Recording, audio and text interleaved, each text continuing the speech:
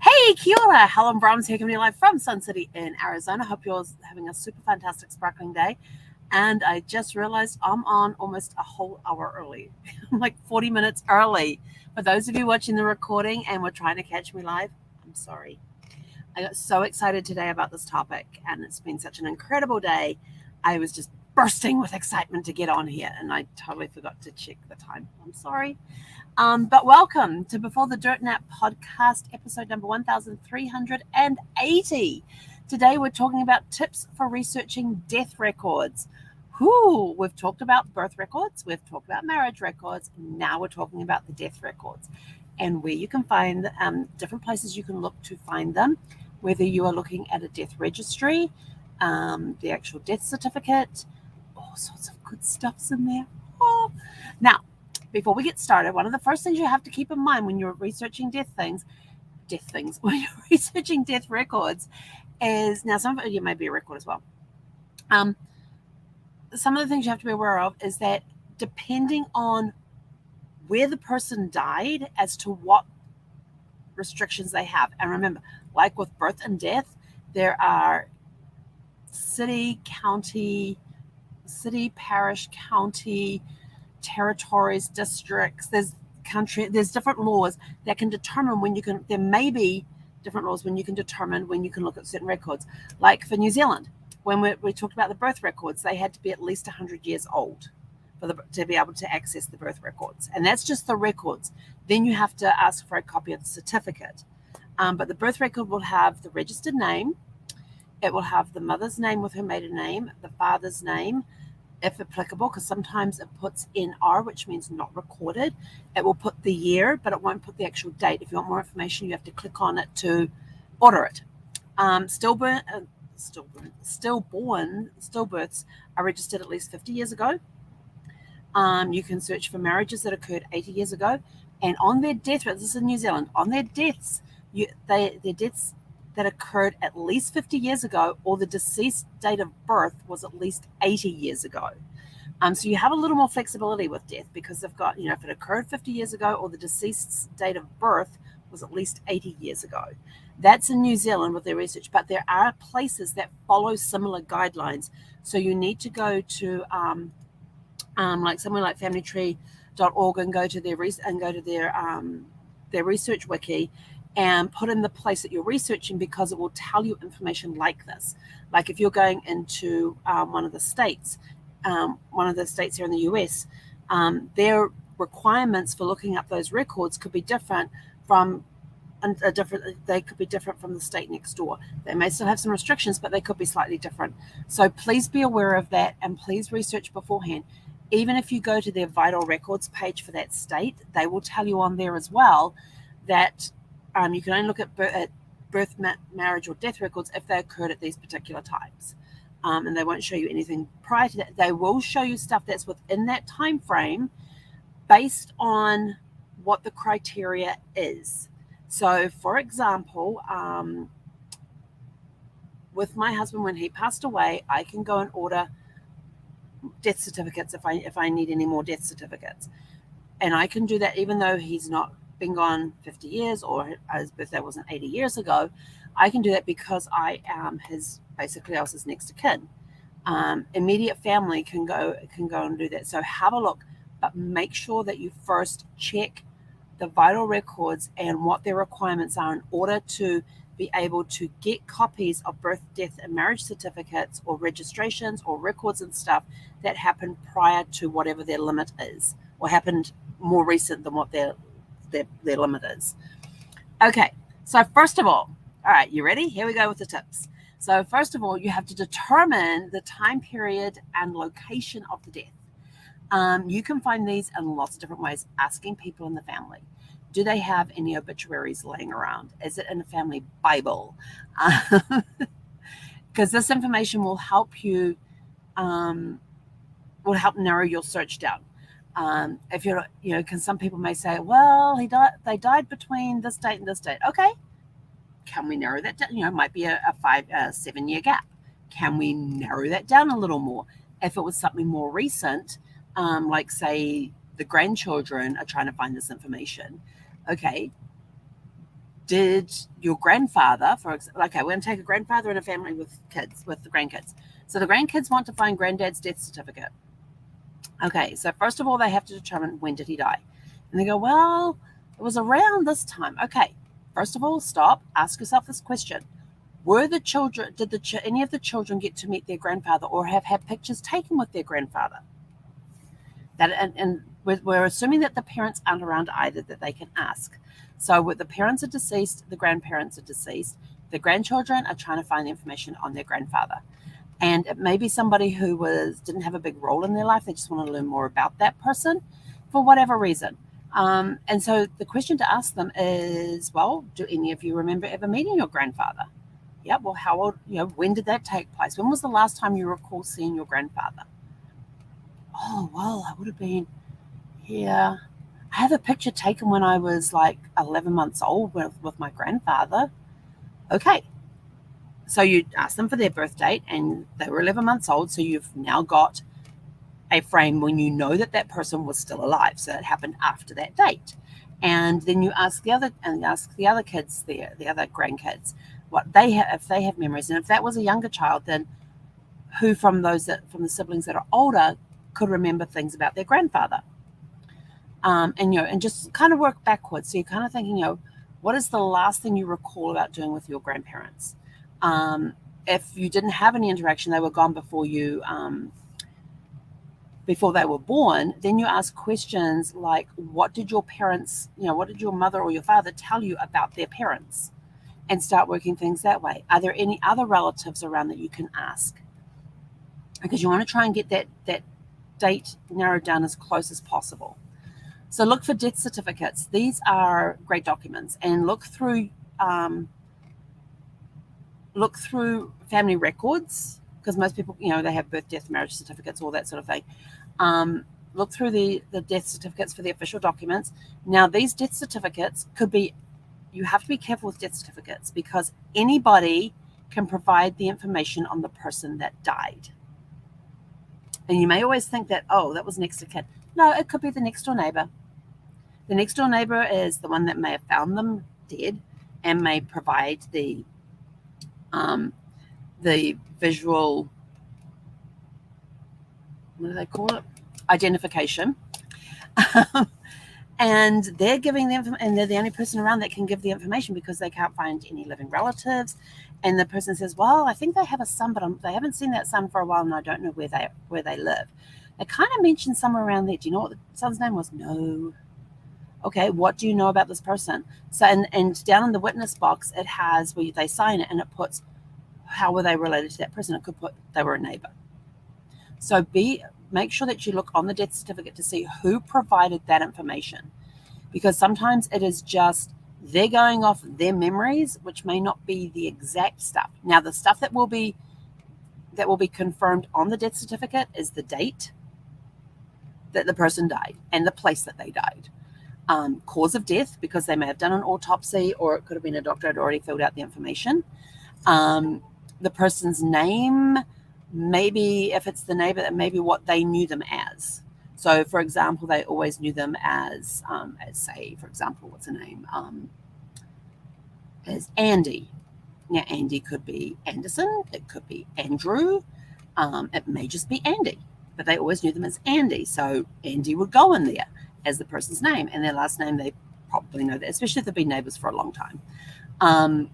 So you have to be careful about some of the stuff that's on there. And on death certificates, they also ask for what was the father's name? Are they still alive? I'm just trying to think what was on Brad's one. What was his? No, it didn't have occupation on there. Did it have where he was born? I think it had where he was born. And then the same for the mother plus the mother's maiden name. So I was able to provide all of that information because I knew that information. I worked with it frequently under my little genealogy hat. So I always had that information at my fingertips. I remember one time Brad was doing a clearance, some security clearance thing, and he'd done and one of the things asking, have you been out of the country? Who did you get to meet? And how I'd taken him down to New Zealand for the first time. and he got to meet a lot of my family. And so I'm sitting there with him, and because it's one that they visit you in the house, and they turn around and says, okay, well, who did you meet? And I says, hang on, I have that information for you. This is who they met. He met my dad. Okay, what's his full name and his birth date, and da, da, da. And so they told me the questions I was going to ask, and so I said, okay, this is my dad's name, this is when he's born, this is where they live, this is my mum's name, this is her maiden name, and da, da, da. And I was just rattling off this information, all the aunts and uncles, the cousins, everything that my husband got to meet. And the woman's sitting there, and she goes, I have never, ever sat down to do one of these and had somebody give me everything that I asked for. There's so many times this was, oh, well, their name is this. When were they born? Oh, I don't know. Hang on, are they older or younger than me? A lot of questions like that, or they just didn't know. I said, well, genealogy happens to be one of my subjects, so you're getting all the information. So remember to look to see who provided the information on there, because it'll be asking for the person's full name. It'll have their age on there. It may even have their birth date on there, their occupation, where they died, where they last resided, what was their cause of death, who was their mother, who was their father, if they were married or widowed, did they have, and on some of them it will even ask, how many children do you have and how many are alive and what are their ages? It didn't ask. I remember seeing my grandmother's death certificate, but it had on there just the ages, but it did not have male or female. It just had the ages of her 4 children on there, with no names, just the ages. So it'll ask things like that, and those are ones that you will get from anywhere where they keep the vital records. And it could be a state or county health department. It could be a national registry office. So you need to find that information. And like I said, Research Wiki on familysearch.org is awesome for going and finding this information. Another one you can do is cemetery records. I love cemetery records. Cemetery records just, I don't know, they can raise a lot of questions. But the cemetery records provide the person's name, may have their death date on, definitely have their death date and the date they were buried, the cemetery location, the name of the funeral home that handled the arrangement. So you can then go to the funeral home and ask more information there. So there's another place, is the funeral home. Some cemeteries have online databases that you can search for grave sites and that. Now, the other reason that you go to the cemetery, look at the cemetery records, you go to the cemetery office and tell them that you're trying to find this information. Could you please see the plot records for that particular person that you're looking for? Because the plot records are very useful. It will tell you who purchased the plot, when it was purchased, how many people are we going to put in there. Plus, it also mentions the names that every time the plot was opened, it mentions the date it was opened and if they were burying a coffin or if they were burying ashes. And it will put the name of the deceased in there. And sometimes when you go and have a look at the tombstones or the gravesite, when you go and visit the gravesites and you look at the headstones and stuff, what is mentioned on the headstones is there, but there may also be other people buried in that plot that you don't know about. So it's very, very interesting when you get to find that sort of information. It's like, who was this person? Or what are they doing in there? Well, that's where they are. It's full of surprises. So cemetery records are good. Always go to the office and see if you can ask for the plot records, which will have information on who purchased the plot, when it was purchased, when it was open, and every time it was opened, and who was put in there every time it was opened, and whether it was a burial or ashes going in there. And those are always a good things to have a look at. And one thing to be aware of, there are sites out there that you can search, like Find a Grave and Billion Graves, I think is the other one, the two main ones. Be very careful with these sites, and here's why.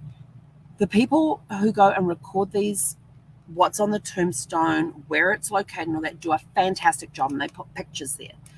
Where I'm putting the caution is sometimes in the description of the deceased, they may have, and the tombstone could say be for the wife, but in the notes underneath they have, well, this is who she was married to, this is her parents, these are her children. And I have found so many errors in those notes that I kind of refuse to attach the Find a Grave information to the person's record. because I don't want other people coming along going, oh, here's all this information. Look, there's the husband, there's the children. Da, da, da. Verify everything first. Because I have found so many errors in there. Some people do a really great job, and I've been able to verify very, very easily because I already know. But when I get there and I see stuff I don't know, it's like, hold up, we got to research this a little more because it's not matching up with information that I have. So is it the right person? So that raises that question, is it the right person? So when you're looking at these databases for the cemetery, when you're looking at things like Find a Grave and Billion Graves, be very careful about any notes that they have in there that have like family tree stuff, spouses, children, spouses of children, and parents and grandparents. Be very careful of those types of records because there may be errors in there. So make sure that you check them first before you start just going, oh, here's the father, here's the mother, here's the children, da, da, da, here's the parent, da, da, da. Yeah, just be very careful with that. Newspapers, search newspaper archives. Oh, one of my favorite things to read is obituaries. Obituaries can be, now there's the scant ones which just said, that might say something like, John Peter Smith died 2nd of May, 1906. That's it. Is it the John Peter Smith you're looking for? You don't know. There's not enough information. We have to research more. And that's his obituary entry. Other ones will turn around and the families do a fantastic job of pulling the information together. Again, you have to be aware that this is things that are going off people's memories at times as well. But you can get a lot of information in there because they may turn around and say, hey, we've got, what do I call him? John Peter Smith, who passed on 6th of May, 1905 at his residence, and I'll put the address there. He is the wife of, and I'll either put the wife's name there that if she survived, if she's still alive, or we'll put late, wife, the husband of, and it may have the wife's name, and it may even put like in parentheses if she's already passed DEC for deceased, or it may have of the late, Audrey Rose. No idea where that come from. No idea. And and this was his occupation. This is where he worked. He spent X number of years doing this. He was a member of this society, this association, this club. These were some of his interests. Here are the names of his children along with their spouses. Here's the name of his grandchildren and his 10,001 nieces, great nieces and nephews. Those ones can be very detailed and very good because it gives you a starting place to look for other people that may fit into the tree and to help you identify, is this the right person that I have? So obituaries, I love them. And there's a site called legacy.com where you can go in and you can actually search obituaries from around the world. And it will also give you who at the funeral home is for a lot of those as well. And they provide places that if it was somebody that you knew, you can go in there and leave a comment as well. So legacy.com or archive newspapers. Great sources, especially local newspapers. Local newspapers will typically may put there that they died at home, they died in the hospital, what they died from may even be in there as well. So great places. So you've got the obituaries at legacy.com and you also have the newspapers. And not only may there be the obituaries there with the death notices, there may be an article about that person because they may be a prominent person within that community. It could be, there may have been the doctor the local doctor, the local GP there for the last, 30 years or whatever. And so somebody's written up an article about that. They could have been the president of one of the local associations or clubs. So you get more information that way, where they write the obituary article, which is quite cool because sometimes that is submitted by somebody from that association or from that area of employment for that person. Or they may have a reporter go out that interviews the family and finds out more information about the person and writes up the article. So you can find some great stories in there. Consult genealogical databases like Ancestry.com, FamilySearch.org, MyHeritage.com. They have access to a wide range of death records related documents like indexes that will give you the volume and page number of where they can find the registered of the birth, which they can then create the death certificates, copies of death certificates. There's they also include death certificates, obituary, cemetery records, and other information. And I have seen you get to see a variety based on where the records are kept. I've seen death records in Ireland and Scotland and England and New Zealand and Australia and Jamaica and various states within the US. They are all different. They have the same information, but how they record the information is very different. Another one is church records. Church records are good because the church will have a log of funerals, weddings, baptisms that they have had within their church. So you'll find information there as well. Local archives and libraries, they will have information on death records, cemetery records, newspapers, other resources available, family books, which are the books that are written about a particular family and has the genealogies in there, along with all the resources of where the information came from. Also, this one we've already mentioned is about being mindful of privacy restrictions.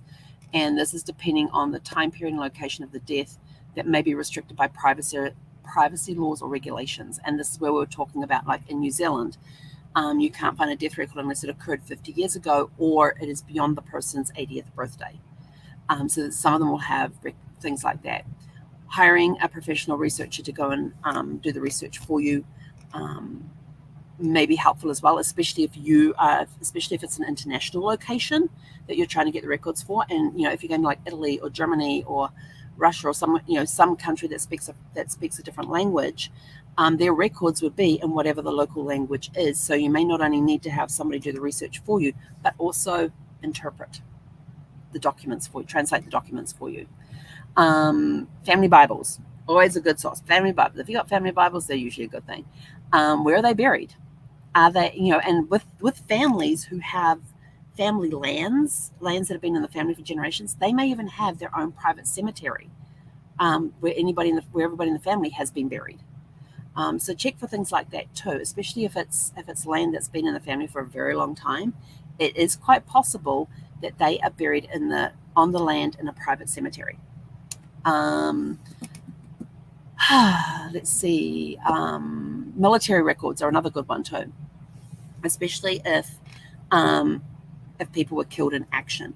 Fold3, so FOLD, the number 3.com, is an awesome resource for military documents.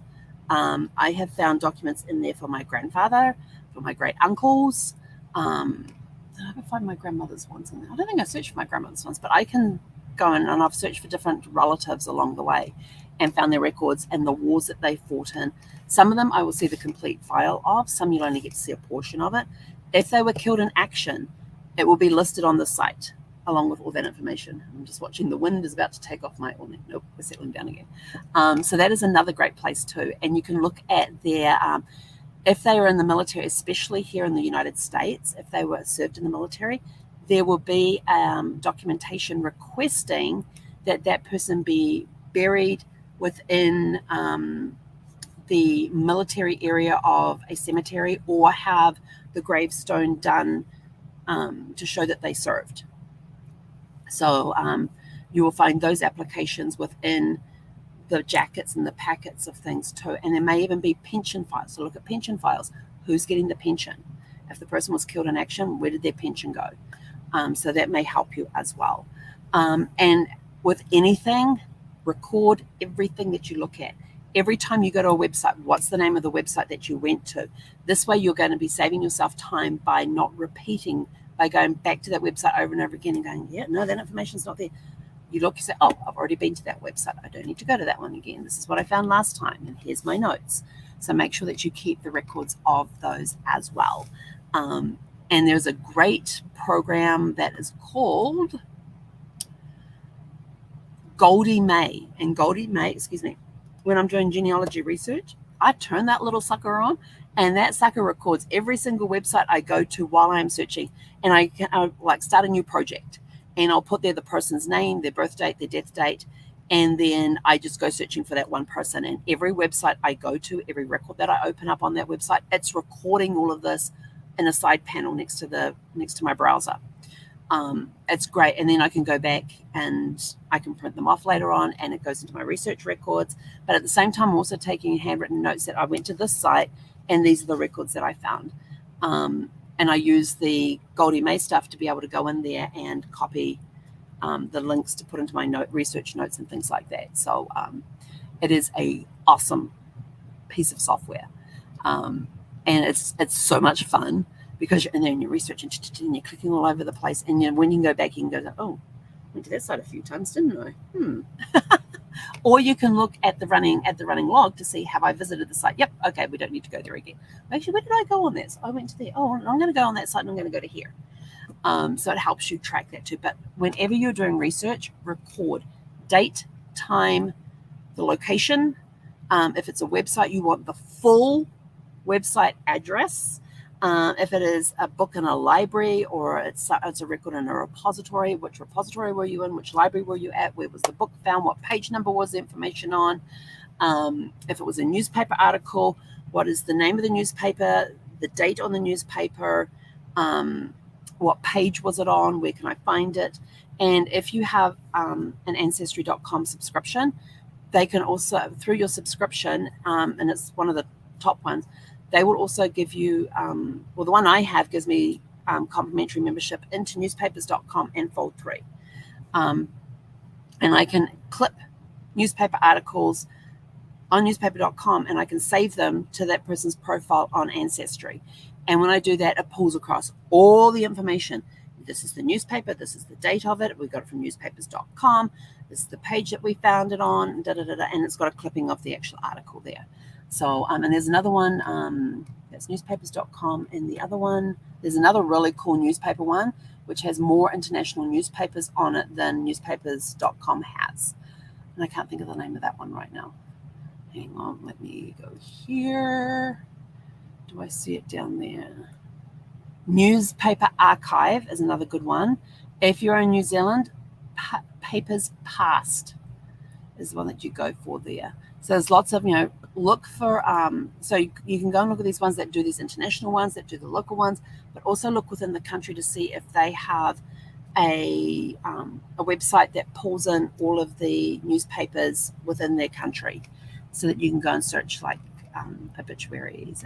But the other cool thing is that when you are looking at newspapers, and whether it's a birth message you're looking for, a marriage or a death record, or just any article about that person, always go to page 1 and look to see what was the headlines going on at that time when that person was mentioned in an article, be it a birth notice, marriage notice, death notice, or just an article about that person, their engagement notice, a full blown up article about their marriage. Or they were mentioned because they were inducted as a president of such and such a club, or they were mentioned because, they even have sports records in there with who got what runs.